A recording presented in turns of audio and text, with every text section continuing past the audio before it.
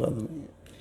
कौन साहब, जम्मू कश्मीर पुलिस का एक बहुत बड़ा योगदान है हमारे जम्मू कश्मीर में, चाहे वो मिलिटेंसी के ख़िलाफ़ हो, चाहे वो लोकल लोगों की सुरक्षा के मद्देनज़र देखा जाए। लेकिन जम्मू कश्मीर पुलिस के जितने भी मुलाजमीन हैं उनके साथ कहीं ना कहीं एक बेइंसाफ़ी हो रही है। वो बेइंसाफ़ी हो रही है रिस्क अलाउंस के तौर पे। रिस्क अलाउंस के नाम पे उनको जो है 75 रुपये दिया जाता है, हालांकि जो सेंट्रल फोर्सेस हैं उनको 17,500 रुपया दिया जाता है। इतनी बड़ी बेइंसाफ़ी क्यों? अगर शहीद मतलब कहीं पे कुछ ऑपरेशन होते हैं या कुछ होता है तो शहीद वो भी होते हैं, शहीद वो भी होते हैं, तो ये इतना बड़ा फ़र्क क्यों? देखिए देखिए जायज़ बात तो होनी चाहिए। सर, जम्मू कश्मीर पुलिस से ही एक जुड़ा हुआ मामला और भी है। जिस तरह से हम एग्जीक्यूटिव पुलिस और आर्मड आईआर पुलिस की बात अगर हम करें, उनकी प्रमोशंस में बहुत ज़्यादा जो है अंतर है। अगर हम बात करें एग्जीक्यूटिव पुलिस की तो उसमें प्रमोशंस जल्दी हो जाती हैं, और आर्मड वाले जो साथ साथ वाले ही होते हैं, एग्जीक्यूटिव और आर्मड वाले, उनकी प्रमोशनें जो हैं वो कहीं 10 साल के बाद, 12 साल के बाद एक बार होती है, और एग्जीक्यूटिव की जल्द हो जाती है। तो ऐसा डिफरेंट क्यों देखने को मिलता है अगर काम जो है उनका सब? तंत्र मंत्र के बादशाह, भारत के जाने माने सर्वश्रेष्ठ गुरु खान जी, मिलेगा हर समस्या का समाधान गारंटी के साथ। मेरी बेटी की शादी के लिए बहुत से रिश्ते आते थे, पर कोई न कोई अड़चन पड़ जाती थी। इसी वजह से मेरा पूरा परिवार बहुत परेशान था।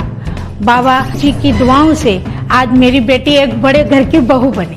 भटको चाहे जहां, काम होगा सिर्फ यहाँ। गृह कलेश, कर्ज मुक्ति, प्रेम विवाह, जादू टोना, पति पत्नी में अनबन, सौतन या दुश्मन से छुटकारा, विदेश यात्रा में रुकावट, फिल्मों में प्रवेश और कोर्ट कचहरी जैसी समस्याओं का समाधान।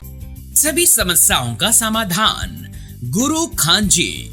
अभी कॉल करें 9821707996। आप देख रहे हैं न्यूज़ शेयर इंडिया और मैं हूं अरफाज मडैंग। आज की खास मुलाकात में हमारे साथ मौजूद हैं पूर्व मंत्री व बीजेपी सीनियर नेता अब्दुल गनी कोहली जी। सर, स्वागत है आपका न्यूज़ शेयर इंडिया में। शुक्रिया, आपने याद किया। कोहली साहब, शुरुआत हम करेंगे कश्मीर से। जिस तरह से इनोसेंट किलिंग्स हो रही हैं, नॉन लोकल्स को जिस तरह से मारा जा रहा है, इसके पीछे के कारण क्या है? देखिए, ये बहुत बदकिस्मती की बात है कि इनोसेंट किलिंग हो। अगर मैं एज ए मुसलमान बात करूं तो मुसलमान कहता है एक इनोसेंट आदमी को अगर मारते हैं तो इसका मतलब है आप एज ए होल यानी पूरी कम्युनिटी को मार रहे हो, बिल्कुल, पूरी इंसानियत को मार रहे हो।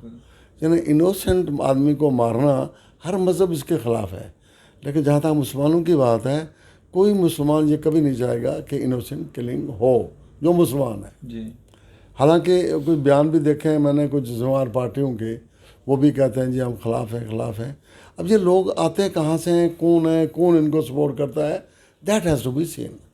और उसमें तो मुझे एक की बात लगती है, जो हमारा पड़ोसी मुल्क है, कहते हैं हम तो बैठते हैं, चुट नहीं बैठने देते। तो ये एक सिलसिला है जो नहायत ही बदकिस्मती की बात है। और इससे as a whole Muslim community भी जो है कश्मीर की, वो बदनाम होती है। ये अच्छी बात नहीं है। फैक्ट क्या है क्या नहीं है वो तो पता लगेगा विदा पैसे जा रहा है। लेकिन ये है कि मैं भी नहीं समझता हूँ कि कोई जिम्मेवार आदमी जो है, कोई चाहे मुस्लिम हो चाहे हिंदू हो, वो इनोसेंट किलिंग करे, जिसका दुख है। और मैं कहता हूँ कि इसकी हम पुरजोर मजम्मत करते हैं जो ऐसे हालात जो हैं पैदा कर रहे हैं और जो ऐसी किलिंग हुई है उनके लिए। कोहली साहब, आपकी ही पार्टी के एक समर्थक हैं रुचि चौहान खान जी। उनका मानना है कि इसके लिए जिम्मेवारी कहीं ना कहीं जो है बीजेपी को भी लेनी चाहिए, क्योंकि बीजेपी की जो नीतियां थी, बीजेपी की जो डिक्टेटरशिप, उन्होंने कहा डिक्टेटरशिप यूज़ किया, उसने इस्तेमाल किया, वो जो सख्ती जो ज़्यादा लोगों के साथ की गई, वो भी एक कारण है कि इस तरह की घटनाएं जो हैं वो घट रही हैं। नहीं, रुचि खान जी पता नहीं किस कैपेसिटी में बोलती हैं या वो क्या है, मैं नहीं उनको जानता। चलिए, आपने अपनी राय है, इसमें क्या डेमोक्रेटिक सेटअप है, इसमें कोई राय भी दे सकता है। देखिए, बीजेपी थोड़ी चाहती है कि ऐसे ही किलिंग हो।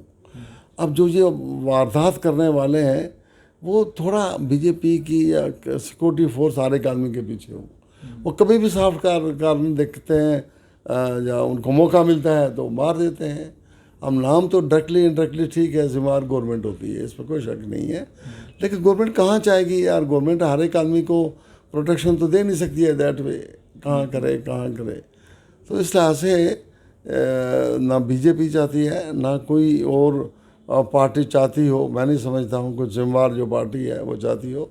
है एक ग्रुप, वो वही है कि जो पेड लोग होंगे या जो इंट्रीग कर रहे हैं हमारे पड़ोसी मुल्क की वजह से एक सिलसिला बनाया हुआ है जो नहायत ही बदकिस्मत की बात, जो नहीं होना चाहिए। और सर जिस तरह से 24 तारीख को जो अमित शाह जी का दौरा है, कैसे देखते हैं उसको, जिस तरह के जम्मू कश्मीर के हालात बने हुए हैं? देखिए, ये बहुत अच्छा है कि हमारे ऑनरेबल होम मिनिस्टर जी आ रहे हैं, अमित शाह जी। वो यहाँ मौके का हालात भी देखेंगे, उसके मुताबिक कुछ कड़े फैसले तो उन्होंने करने हैं, जैसे कि उन्होंने पिछले दिनों बयान भी दिया है। तो कुछ कड़ी पॉलिसी जो है वो मुझे लगता है कि कुछ अख्तियार उनके आने के बाद जो है कोई हालात जो हैं वो ज़रूर सुधरेंगे, क्योंकि वो कोई ऐसे स्टेप लेंगे या लेने जा रहे हैं जिसकी वजह से ज़्यादा सिक्योरिटी मॉनिटरिंग होगी, ज़्यादा चेकअप होगा, तो उससे फ़र्क मुझे लगता है ज़रूर पड़ने वाला होगा। जी। तो सर जिस तरह से आपको प्रभारी भी बनाया गया है एसटी मोर्चा का, तो आपकी क्या मुख्य मांगें रहेंगी जो आप अमित शाह जी के सामने रखना चाहेंगे? हाँ, बड़ी अच्छी बात आपने कही। देखिए, इसमें कोई शक नहीं, दो राय हरगिज़ नहीं है कि भारतीय जनता पार्टी ने गुजरों को बड़ा फ़ायदा दिया है। लेकिन अनफॉर्चुनेट पार्ट ये है, अब ये forest right act government of India ने तो कि उसका कसूर नहीं है, जहाँ इम्प्लीमेंटेशन में जो लोकल परेशानियाँ लोगों को आए दिनों आ रही हैं वो बड़ी आ रही हैं हर जगह से। आप भी सुनते होंगे, हम भी सुनते हैं, कभी पहलगाम से सुनते हैं, कभी मेरे एरिया में जी वो पीछे पड़े हैं जो आज तक 50-60 साल से बैठे हैं, उनके पीछे ही पड़े हैं। आई डोंट नो, पता नहीं क्या है ये। तो इस तरह की लोकल जो परेशानी है वो उसमें वो देखने को आ रही है, वो हो रही है। दूसरे जो डिलिमिटेशन हो रहा है इसमें मुझे बल्कि उन्होंने बिल्कुल गवर्नमेंट ऑफ इंडिया ने, अगर हम गुजरों की बात करें तो उनको एसटी में उसमें गुजर भी आते हैं, बनी के लोग जो हमारी दूसरी कम्युनिटी हैं, या दैट वे जो ग्रेस के लोग भी आएंगे, हालांकि दे आर नॉट गुजर, दे कम अंडर एसटी, तो उसमें तो कुछ सीटें रिजर्व कर रहे हैं। अलबत्ता मैं कहता हूँ कि जम्मू प्रॉपर में भी मेरे पास काफ़ी लोग आए थे, कहते थे देखिए जी आपको जम्मू प्रॉपर की जो सीट है वो रिज़र्व करनी चाहिए ताकि उससे एक अच्छा सिग्नल जाए। तो अब ये है कि इसमें तो जो हमारा इंडिपेंडेंट है इलेक्शन कमीशन डिलिमिटेशन का एक बनाया है, वो जो रिपोर्ट जब पेश करेंगे उसमें ऑब्जेक्शन होंगे, दोबारा हेयरिंग होगी, उसके बाद तभी फाइनल वो करेंगे। जी। तो और क्या कुछ मुख्य मांगे होंगी, जिसमें फॉरेस्ट राइट एक्ट हो गया या रिजर्व करने के लिए होगी? दूसरे मैंने हमेशा ये कहा है कि ये बड़ी कम्युनिटी है, गवर्नमेंट ऑफ इंडिया की पॉलिसियाँ गुजरों के लिए हैं। मैं कहता था, मेरे जहन में भी था, मैंने नोटिस में भी लाया था कि एक एडवाइज़र अगर गुजर कम्युनिटी से कोई भी अच्छा पढ़ा लिखा आदमी जो हो वो आ जाए, ताकि इन लोगों की छोटी मोटी डिमांड्स, क्योंकि इन लोगों में जनरल कैपेसिटी नहीं होती है कि वो रिप्रेजेंट करें, बल्कि यहाँ तक कि वो डीसी के पास भी नहीं जा सकते, ना कोई जाने देता है, ऊपर की तो बात ही नहीं है। तो उस लिहाज से जो छोटी मोटी प्रॉब्लम आ रही है, जो गवर्नमेंट की ऊपर की बड़ी पॉलिसी बनी है, वो इम्प्लीमेंटेशन में आसानी हो सकती थी अगर ये लेते। लेकिन आई डोंट नो, पता नहीं क्या सोच है गवर्नमेंट की। मैंने लास्ट टाइम अपने ऑनरेबल एलजी साहब को कहा था, लेकिन उनका जवाब मैं कुछ मुतमईन नहीं हुआ था। अलबत्ता जो पहले एलजी थे, 2 आए थे, वो उन्होंने इस बात को देख भी लिया था, एहसास भी कर लिया था कि जो आप कहते हैं उस बात में वज़न है, तो दिस शुड बी कंसीडर्ड, ये उन्होंने कहा था। लेकिन ये एलजी साहब से जब मिला, आई डोंट नो इनके सामने क्या नक्शा है या क्या होगा, कुछ होगा। तो अब देखिए, ये कहते हैं पहाड़ियों का भी लेना पड़ेगा, पहाड़ी तो थे, अब फारूक खान साहब वो भी पहाड़ी हैं, तो शादी ठीक है, कश्मीरी आधे हो सकते हैं लेकिन पहाड़ी ज़्यादा है। इसी तरह अब वो बशीर खान साहब एडवाइजर में रहे, देर आल्सो खान तो है ना, मेन से पहाड़ी इंडायरेक्टली। तो यहाँ पे जो भी हमारे मुस्लिम कम्युनिटी के लिए गए थे वो दोनों पहाड़ी थे, कश्मीरी भी तल्लक उनका है। तो लेकिन गुजरों की रिप्रेजेंटेशन, इसमें कोई शक नहीं है कि गवर्नमेंट ऑफ इंडिया की policy is very much clear, लेकिन फॉर पर्पस ऑफ इम्प्लीमेंटेशन नीचे में जो हमारा एडमिनिस्ट्रेटिव सेटअप है उसको हलाने के लिए, उसको मनवाने के लिए एक आदमी जो है वो रजीम में होना चाहिए, ताकि उसकी बात भी सुनी जाए, वो बात सुनवा के इन लोगों को जो गवर्नमेंट ऑफ इंडिया चाहती है उस पर अमल दरामद हो, जो आजकल नहीं हो रहा है। जी कोहली साहब, एकजुट जम्मू के चेयरमैन एडवोकेट अंकुर शर्मा जी का मानना है कि बीजेपी का अब एनसी करण हो गया है। कितना फ़ायदा देवेंद्र राणा का बीजेपी को होगा या नुकसान होगा? देखो देवेंद्र राणा जी अपने दोस्त हैं, तो ऐसी बात नहीं है। उन्होंने जिस ढंग से नेशनल कॉन्फ्रेंस में काम किया तो यहाँ भी वो ज़रूर काम करेंगे। जो वो उम्मीद लेकर आए हैं और पार्टी भी जो उम्मीद लेकर आई है, तो आगे के देखिए होता है क्या। 26 साल का अपना वो करियर बताते हैं एनसी में, और जिस तरह से 5 अगस्त 2019 को जो 317 और 35 से तोड़ा गया, उसके बाद उन्होंने कहा कि जम्मू कश्मीर के साथ नाइंसाफ़ी हुई है। अब वो क्या बयान देंगे कि उनके साथ इंसाफ हुआ? नहीं, अब वो ये कोशिश करेंगे जो उनके जहन में नाइंसाफ़ियाँ हैं, he will definitely put Ford.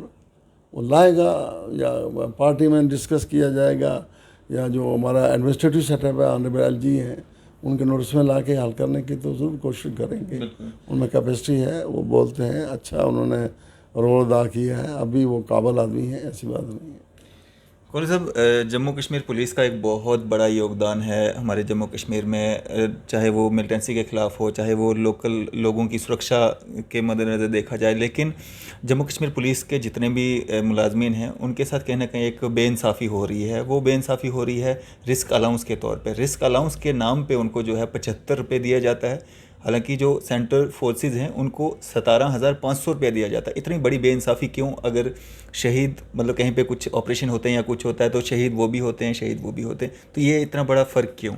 देखिए जायज़ बात तो होनी चाहिए, मैं उसके हक़ में हूँ। अब ये पॉलिसी मैटर है तो ये पार्टी में है, इसको हमें ज़ोर से करना चाहिए ताकि पार्टी जो भी है वो भी पुट फोर्ड कर दे गवर्नमेंट को, ताकि जैसे दायां बायां आदमी तो एक ही है ना, जो मरता है वो एक ही है। तो अगर वो इतना दे रहे हैं तो हमारे लोगों को क्यों कम मिल रहा है?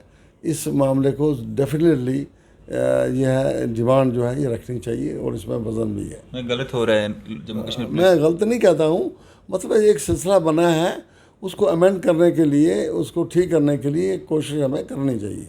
जी सर, एक जम्मू कश्मीर पुलिस से ही एक जुड़ा हुआ मामला और भी है। जिस तरह से हम एग्जीक्यूटिव पुलिस और आर्मड आईआर पुलिस की बात अगर हम करें, उनकी प्रमोशंस में बहुत ज़्यादा जो है अंतर है।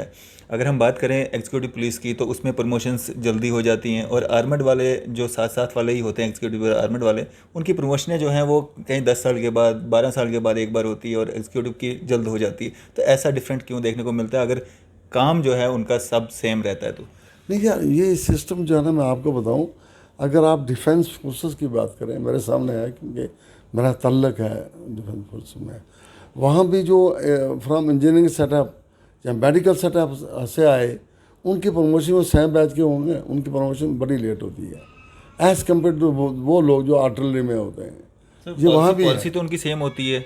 नहीं, पॉलिसी एग्जैक्टली होती है, लेकिन उनकी प्रमोशन आई नो प्रैक्टिकली कि वो they are lagging behind for purpose of promotion ना, वो बहुत पीछे हैं। इंजीनियरिंग में जो आए हैं, जो मेडिकल में आए हैं, उन्हीं के जो क्लासमेट्स थे जो आर्टिलरी में डायरेक्ट आए हैं, उनकी प्रमोशन हो गई है, वो अभी रहे हैं। ये एक है उनका एक पता नहीं वे आउट कैसा बनाया हुआ है, तो वो आर्मी में भी ये चीज़ है जो वो है। लेकिन ऐसा होना नहीं चाहिए। देखिए कौन कहता है कि ये बात होनी चाहिए, लेकिन कुछ हो सकता है डिपार्टमेंट को कुछ क्या प्रमोशन में करने में क्या दिक्कत कुछ दिक्कत तो आती होंगे ना। अदरवाइज जब वहाँ वो एक साइड कर रहे हैं, दूसरी साइड क्यों नहीं करेंगे? उनके लिए तो कोई ख़ास बात नहीं है। तो इसका मतलब फॉर पर्पज़ ऑफ प्रमोशन कोई ना कोई स्टेप जो हैं वो हायल होते होंगे, जिसके लिए वो ये बात जो है जो आप बता रहे हैं वो लोगों को इस बात का सामना करना पड़ रहा है। जी, तो सर क्या आखिर में क्या मैसेज देना चाहेंगे आम जनता के लिए? देखिए जी, आम जनता को इस वक्त जो हालात हैं जैसे पैदा किए गए हैं, जिसकी वजह से आपको पता है सेंटर में भी हाई लेवल पे मीटिंग हुई है, जो ये इनोसेंट किलिंग हो रही हैं, और इसका जो इम्प्रेशन जा रहा है, और ख़ासकर देखिए बाहर के, मैं आपको बताऊं, बिहार के लोग अगर कश्मीर में ना आए तो काम भी नहीं हो सकता। कश्मीर की क्यों बात करते हैं, मैंने देहात में देखा है हमारे, वो लोग जो अपने हाथों से काम करते थे वो भी बिहारी मजदूरों को इस्तेमाल करते हैं। तो उनके बाहर जाने से जो नुकसान तो हो रहा है ना, और ख़ासकर उनमें जो एक तरह का खौफ, बीइंग इंडियन जो खौफ भी आ रहा है, वो भी नाकाबिले बर्दाश्त है। तो इसका मतलब है इस बात को किसी न किसी ढंग से ख़त्म किया जाए, ताकि लोगों में, और जो बाहर के लोग यहाँ काम कर रहे हैं, they are part and parcel of society, वो तो बन गए हैं ज़्यादा हमसे, तो उनमें भी खौफ, ताकि हमारा एक सिलसिला जो है हमारी कश्मीर की इकानमी पे, डेवलपमेंट पे भी उनके जाने से बड़ा फ़र्क पड़ता है, जो नहीं होना चाहिए। चलो शुक्रिया हमारे से बातचीत करने के लिए, अपना कीमती समय देने के लिए। चलो शुक्रिया जी, आपने याद किया, मैंने भी अपने जज्बात, एक्चुअली मैं तो छोटा वर्कर हूँ पार्टी का, कुछ बातें आपने पूछी वो ये है पार्टी जो है पॉलिसी मैटर की बातें हैं, वो तो पार्टी हाई लेवल पे जो है वो ज़रूर उस पर गौर करती होगी। जी चलिए शुक्रिया सर, हमारे से बातचीत करने के लिए। ये थे हमारे साथ पूर्व मंत्री व बीजेपी सीनियर नेता अब्दुल गनी कोहली जी, जिन्होंने अपने व्यूज़ हमारे साथ साझा किए। मैं अरफाज अहमद, कैमरामैन शाहनवाज के साथ।